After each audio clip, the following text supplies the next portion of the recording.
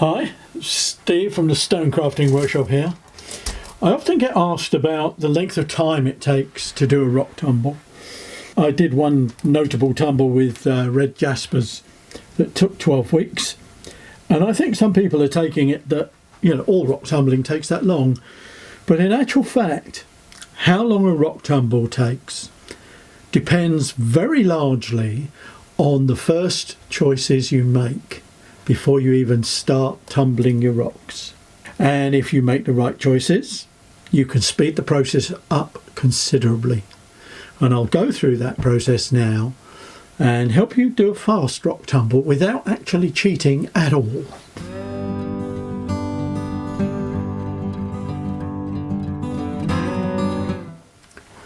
As I say, the important thing in deciding on how long a rock tumble is your choice of rocks. If you walk along a beach and pick up stones that you like the look of and you like the colours and what have you, what you'll end up with is, a similar selection to this little lot. You'll have some big ones with nice patterns and you'll have some really nice coloured ones. But what you'll notice is that a high percentage of them will be very rough. If you take this yellow Jasper, for instance, it's very rugged. And to tumble that at the first stage alone would take several weeks. And even something like this that looks smooth, if you run your fingers around it, if you put it in a little bit of water so you can see it, there's deep hollows and cracks that as you tumble are going to open up and slow down the process before this is ready to move on to the next stage. And similar, you're going to pick up stones like this. This is going to be beautiful when it's done. It'll be a translucent purpley colour, I hope. But look how rough it is. If I was to tumble this again, it would take several weeks before it's ready to go on to the second stage. So what can you do about it? Well, the obvious thing to do is to pick out smooth stones. I went on the beach yesterday and I picked up a selection of stones and I chose them primarily for being smooth. They're naturally smooth. They're smoothed by the action of the sea, and you could do the same thing in a stream or a river. You'd get the same effect. And in fact, some of these are almost polished. When they're dry, they look as though they have a polish on them. They're not perfectly round or perfectly symmetrical. I'm not trying for that. And you also want to do a tumble that's interesting. So it's a kind of balancing act, really. And in fact, I've got one here, this one here, which I think is a bit dubious, really, because it's got quite a figured finish. It's almost like fish skin or finish on it, but it's such a lovely stone and it is quite round. Of all of these, this is probably the one that won't polish properly, but it's always worth putting in one or two you're not sure about, just for interest. It's a hobby about being interested. So that's going in the barrel. The rest of these are all very smooth. The thing to avoid is pits and also big variations in the surface. This one's really nice. This will be nice when it's done, but it's got pits and hollows all the way around it, which makes it more difficult to polish. But this is a kind of borderline choice, and what threw it was this pit on the top here. I don't know if you can see it, but it's actually one pit on one side that's actually quite deep, and there's another one here that is also moderately deep.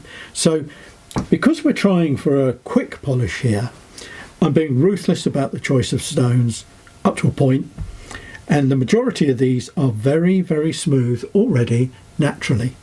So that's the first decision you have to make to give yourself a chance of doing a quick rock tumble.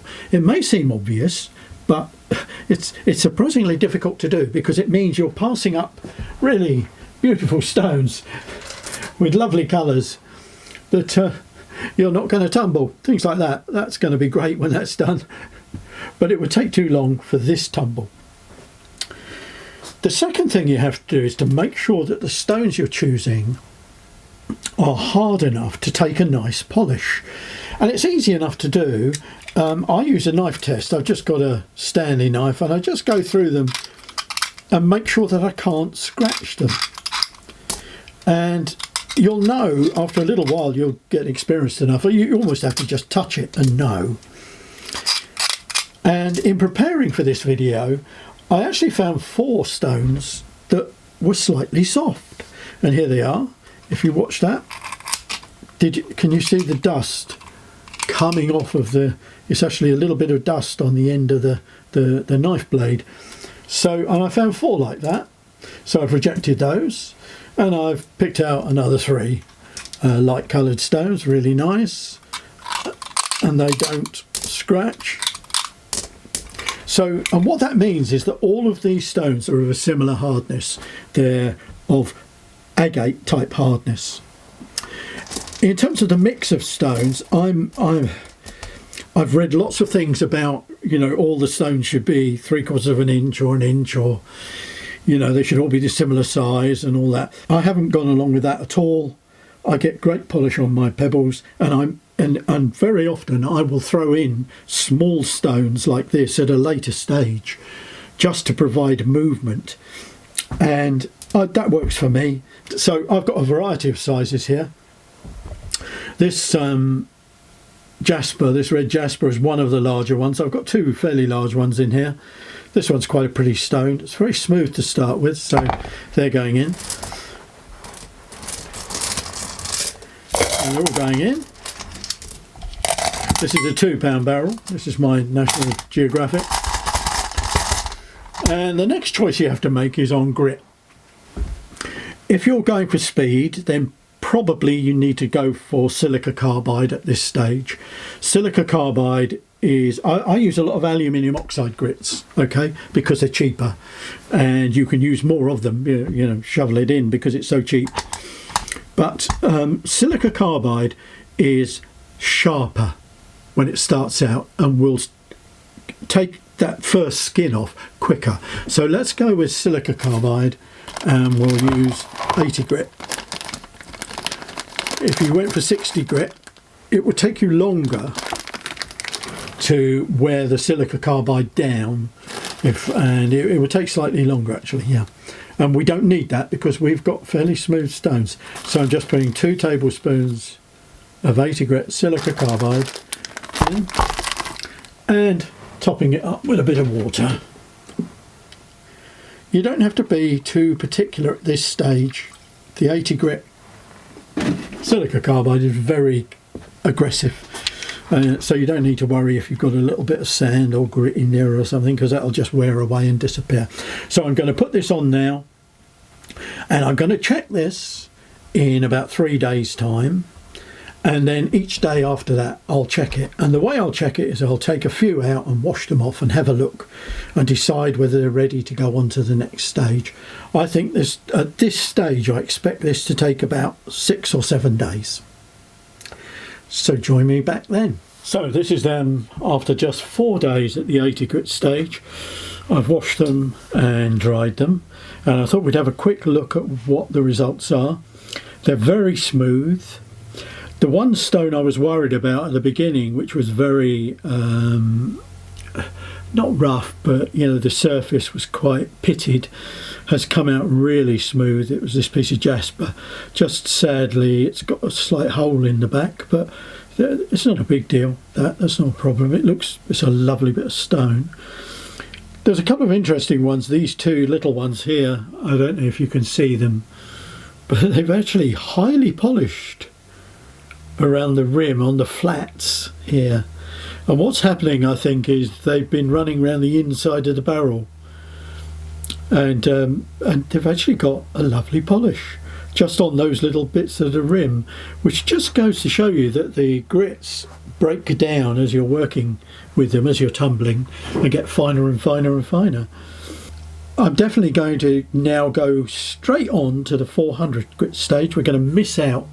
Normally we'd go on to the second stage, which would be something like a 240 grit or a 220 grit, something like that. but we're going to miss that stage out completely because we're aiming at a fast tumble.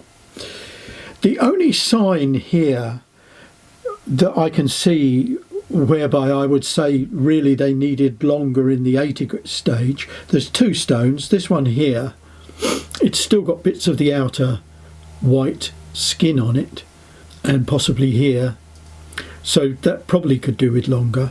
And the other one is this one, which is going to be a lovely quartz translucent stone, or semi-translucent. On one side it's nice and clean and smooth and lovely, and on the other side it's very smooth and what have you, but it's actually slightly dirty. It's still got the residue of the sort of skin, the natural skin, but I'm not going to hold things up for one stone. I can always repolish that later. There's some really nice quartz stones here that are going to look great. Look at that lovely colouring in that. It's like a semi-translucent marble. So straight on to the 400 grit stage. Gosh, we're galloping along. Just 4 days. I'm not going to put that one on. I don't like that one. So one of them we're pulling out, and the rest we'll go on with. Oh no, there's another one with a polished rim round. If you can see that. So making sure the spoon is really clean. I'm going to put in 1, 2, I'm going to put in 3 spoonfuls of 400 grit aluminium oxide, and I'm also going to put in 2 spoonfuls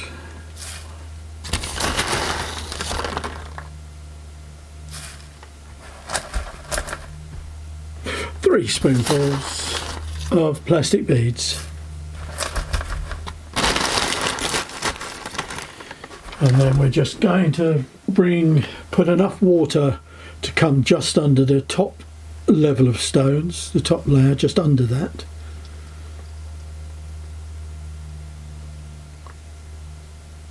Not too much water in at this stage. I can always add a bit more. What I'll do, I'll run it up for a day and then have a look just to check how thick the slurry is. And we're going to put this on 400 grit stage. I'd normally put it on for 7 days at least, but I'm going to put it on for 4 days and have a look. And incidentally, I'm just going to check my rock tumbler because it's I'm getting a polished rim around this, which shouldn't be happening, but that's by the by.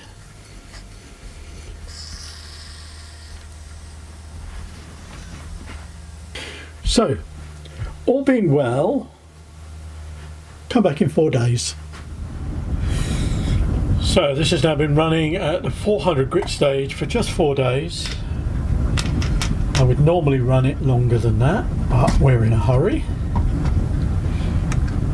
Slurry is really nice thickness. It's coating the stones without stopping movement.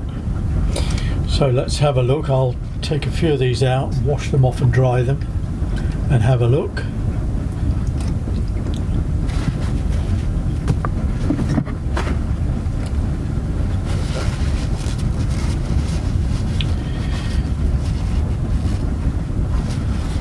I'll even go as far as to put my glasses on so that I can see what I'm doing.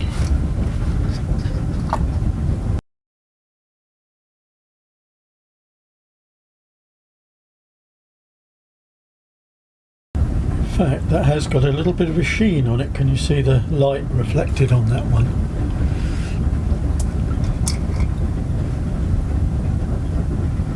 So I think we're ready to move on to the next stage, which is the polishing stage.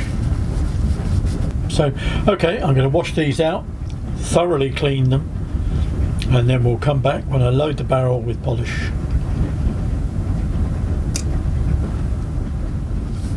So they're all washed out, and checking them under the loupe, they seem okay. fact, that one's got a nice semi-polish. Some of them have actually got a semi-polish on them. This Jasper. There are some lovely stones in this little batch. I mean, considering that I picked them out mostly because they were smooth. That, where are we? There we are. Look at that. Isn't that pretty? Look at that. Lovely. So there's some lovely stones in here. So there's a lot to hope for in that we get them really nicely polished. So first things first, I'm going to put in 3 tablespoons of plastic beads.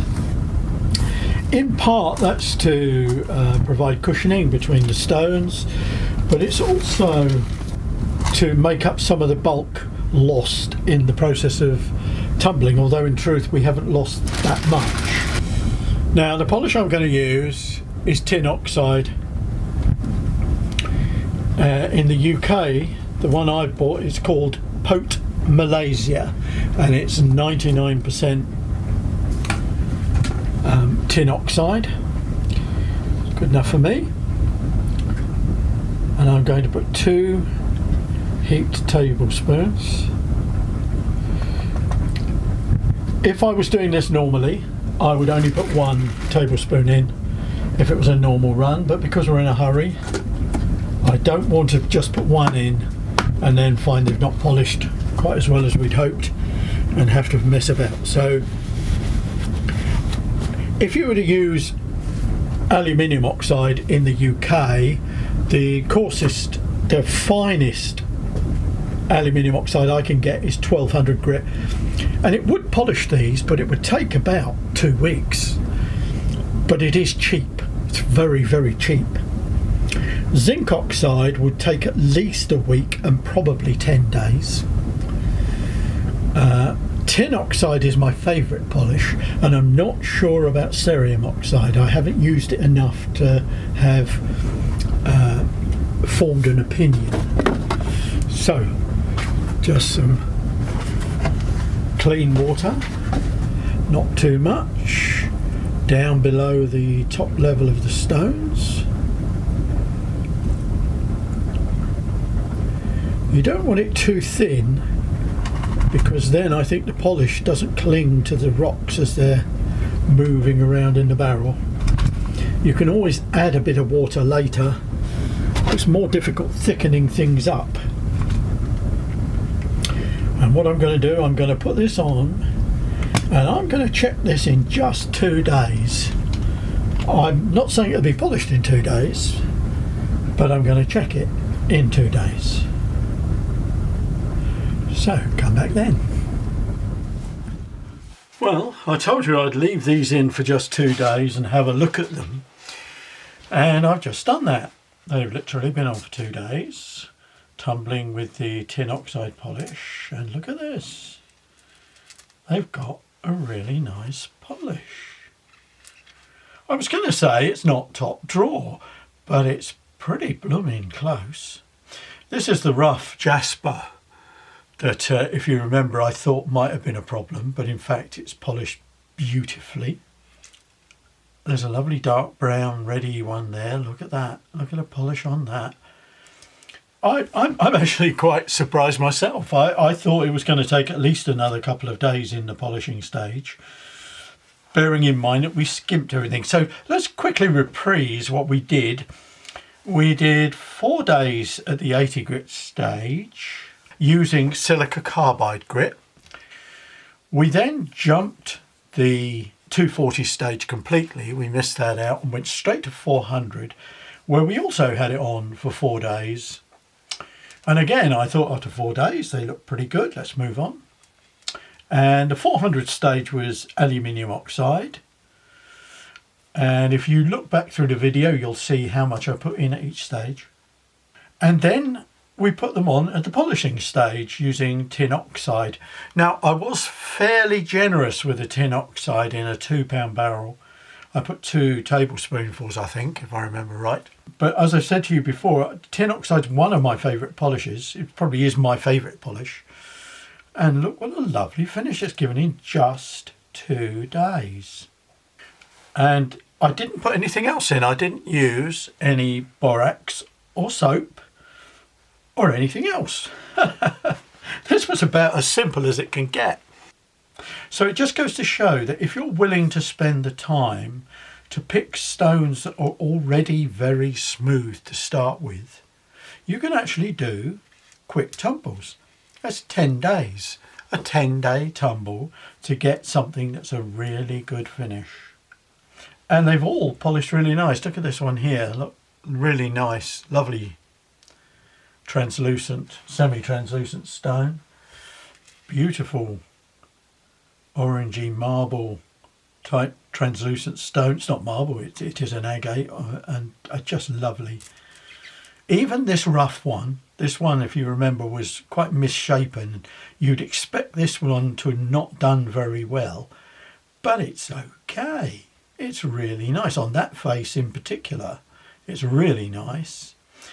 It could have done with a bit longer in the Agate stage, you know, on these two sides, but you know, we're bound, you know, if you're going to rush through, you're bound to have 1 or 2 slight failures.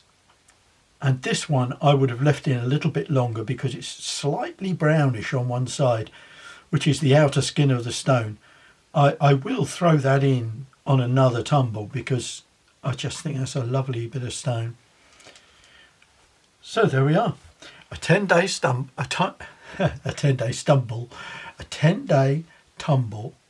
Even the larger stone, look at that, that's polished really well. I was tempted to leave it in for another day, and I think if I've left it in the polishing stage for another day, it would have had a slightly harder polish, but you'd be hard put to see it. So thanks for watching. I hope you enjoyed this, and I hope it inspires you to go out and search for really, you know, smooth stones. On that subject, incidentally, you can pick up smooth stones anywhere where there's a gravel bed. So on a beach, riverbed, stream, or even on a path. Oh, look at that, isn't that lovely colours there? Even on a path where the topsoil is worn through to the gravel, although most of them tend to be a bit rough under those circumstances, you can still pick up round, you know, smooth stones and speed up your rock tumbling. A lovely pearly one there. My wife's going to grab that one. Thank you for watching. I hope you enjoyed it. I hope you find it useful and informative. And bear in mind that all of this is just my experience. There are other rock tumblers who have different ideas, quite rightly, because this is a sort of hobby where you should have your own ideas and try your own things out. And I hope it helps those of you that are stumbling or struggling with getting a polish, because I didn't do anything special here at all. No magic elixir put into the mix. So thanks for watching. If you did enjoy it, please give me a thumbs up, one of them. And if you find it useful, please subscribe to the channel. So nice. I do love rock tumbling. Come back and join me again another time.